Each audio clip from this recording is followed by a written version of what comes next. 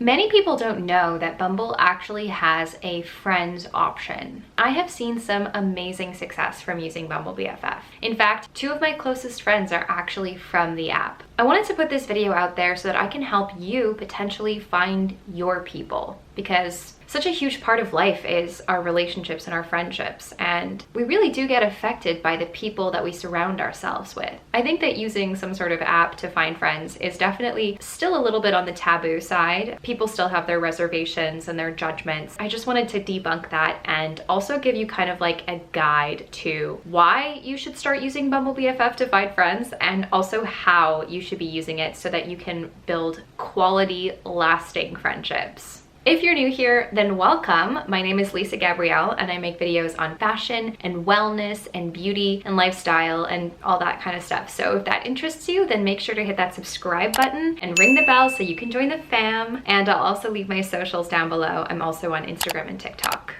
So there's a lot of reasons that you might be looking at expanding your friendship circle. Naturally, as time goes by, people relocate, we relocate. Also, there's just like natural drifting away that happens. As we change and as our friends change, we might not have the same things in common that we used to with them. If they're still bringing you some sort of value, then by all means, like, kindle those friendships and reach out to those people, make time for them. But it's also okay to let go if you're not getting the value that you used to get from them, and you're also not getting new value from them. It's totally fine, and it's totally normal to move through life and let go of relationships and find new ones. And oftentimes we actually won't be able to find new ones if we hold on to our old ones very tightly, because there's only so much time and room in our lives for relationships. And so that's why it's so important to, I guess, like, check in with yourself and look at everyone around you and ask yourself if they are bringing you value still, and if they are influencing your life in a positive way, and if they're supportive. And obviously we all are going to have our own list of what makes a good friend, but it's totally normal and natural, is what I'm saying, to let go of friendship. I feel like there's 2 kinds of people. There's the types of people that they've got their friendship groups that they've been friends with forever. They're all friends with each other, and they're going to be friends for life. And there's something beautiful about that, because you've shared so many different phases of life and so many different experiences with them that kind of friendship is very rare. And then the other type of person, which is more like myself, I never really had that group of friends where I was like, yeah, these are my people until now, until later in life. A lot of my friends, as wonderful as they were very circumstantial for where I was in life. And so, if it was school, they were my school friends. If it was swim team, it was my swim team friends. If you're like me and you've had wonderful friendships throughout your life, but you didn't really find your people, and you're like at a place now where maybe you found a couple of people, but you want to find a few more, this is a great opportunity for you. And the best part, in my opinion, about using an app to find your friends is that you can start now. And it doesn't even matter whether you're type A person or type B person. There could be so many different reasons why you want to look for new friendships. And just because you do feel like you're missing something from your current relationships doesn't make them any lesser. Different friendships are going to bring different things to the table, because we're all so different as people. And so to expect literally all of what you need from one person, like, you can't even expect that from your partner. You definitely should be expecting your non-negotiables from your partner and from your close friends, but perhaps, aside from those non-negotiables, there's going to be these other qualities that you just feel like you're lacking. For example, for me, it was really important to find friends that are in my local area, because I don't have a car and my days are pretty packed, pretty busy, so it was important for me to find someone that I could just make spontaneous plans with. Another reason could be perhaps you want someone who is in the same profession as you, or someone who can be like a running buddy or like a Pilates class buddy, something like that. But my point there was that just because you're looking for this new friend to fulfill a need that your friends aren't currently fulfilling doesn't take away from what they give you, doesn't take away from the value that they give you that's going to be different from the friends that you find. So why should you use an app? Why not just go out in the world and find friends in the wild? Finding friends is hard. especially now when so many of us work from home. I work from home, most of my friends work from home. It's hard to meet people on a day-to-day basis when you're working from home and spending a lot of your time in your own kind of little bubble. Even when we go outside, often we stay in our bubble, whether we're, at a restaurant and we're just, our friend goes to the bathroom and we're texting on our phone, or whether we're walking down the street and our AirPods are in. We're always connected and rarely in a state of like awareness about who's around us, or present and approachable to people. You could be walking down the sidewalk next to your potential future bestie, but you're never gonna say hi because she's on her phone, you're on your phone, and you're just so in your own world. It's very hard now in the world that we're living in to meet people organically. Another traditional way that people meet friends is through friends, and that can be an amazing way to make friends. But chances are, if you're meeting friends from your pre-existing friends, they're going to be giving you similar things that you're already getting from that friend, rather than if you were to venture out and go somewhere completely different and, get a friend from a completely different pool. The chances of them giving you what you need from this new friendship are going to be a lot greater. I am very much a proactive person. When I came to this conclusion a couple of years ago that I wanted to cultivate some new friendships, once I discovered that Bumble had a BFF platform, I actually did, now that I think about it, I actually tried several different friend meeting apps. And I think BumbleBFF was just the one where there were the most people and I was familiar with the user base, and I just saw the most success on that platform. Everything else was very beta, very new, and BumbleBFF, they did a good job. It's really similar to the dating profile. It's almost identical. I think it is identical actually. It's just, the people are obviously different.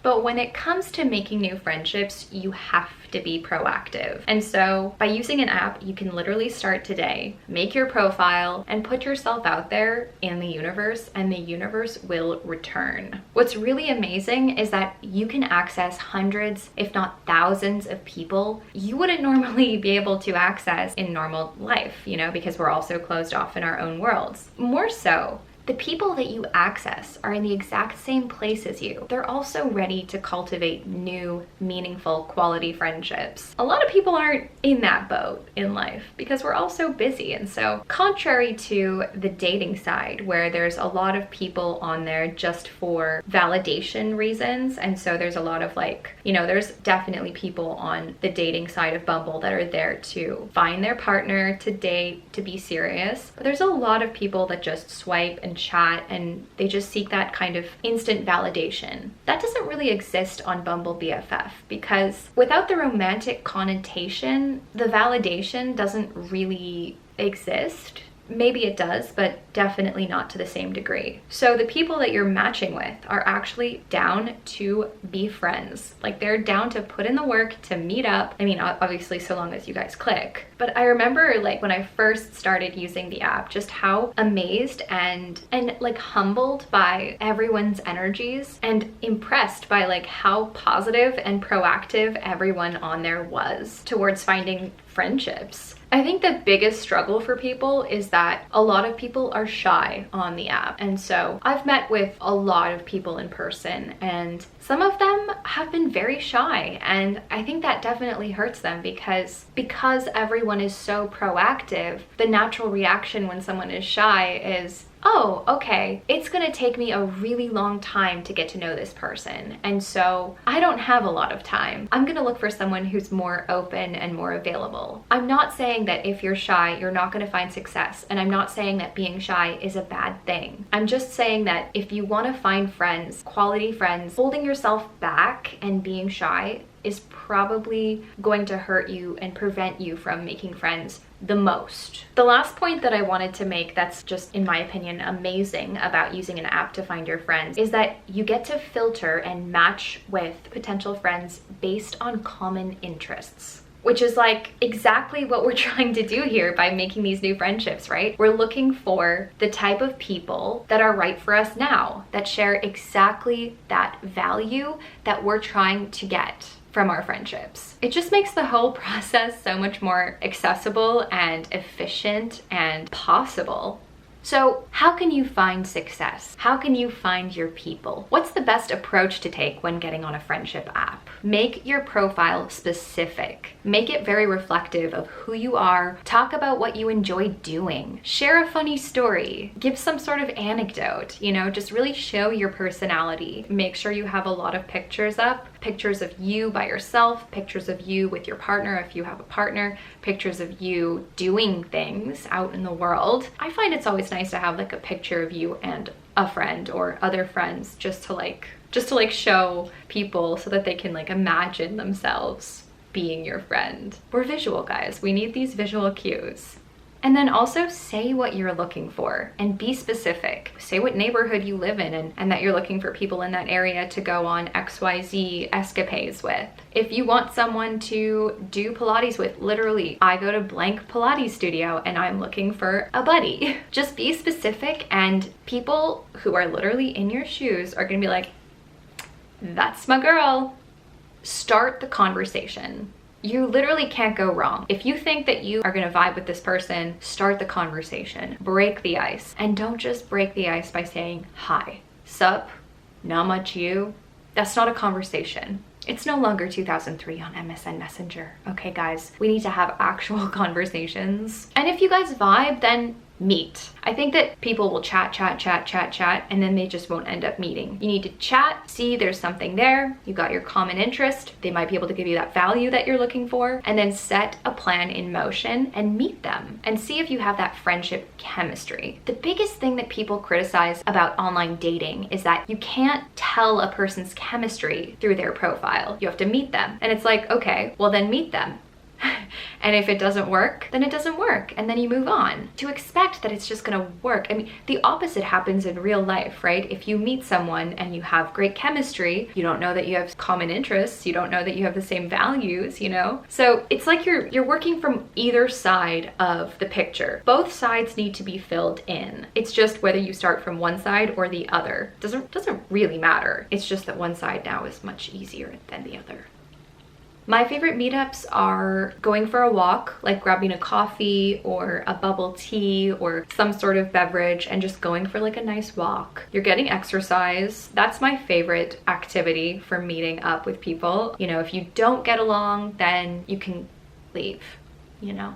If you do click, tell them. Literally just like, hey, this was so much fun. I really enjoy spending time with you. Let's do this again. People really respect vulnerability and openness and honesty, and it's so refreshing when people are open about how they feel. Make a plan to see each other again before you leave, because you really need to dedicate time to making new friendships. It's a process. By setting a date for your next meetup before you leave, you're holding yourself accountable, because we all make excuses all the time not to see people, and you're holding them accountable, and you've got this new plan. That is the best way to ensure that your friendship will continue to grow. Hopefully blossom into something amazing, and you know, a friendship that you can have for life, hopefully, that will give you exactly the value that you're looking for. As always, I would love to hear your thoughts. Have you used a friendship app yourself? What have your experiences been? Are you interested in trying it out? If you haven't tried it out already, let me know your thoughts, and let's have an open and honest discussion about this whole concept of meeting friends online. If you like this video, then give it a thumbs up. Share it with a friend if you want. If you like me, then don't forget to subscribe, ring the bell, and check out my socials. I love you guys. Thank you so much for watching. I'll see you in the next one.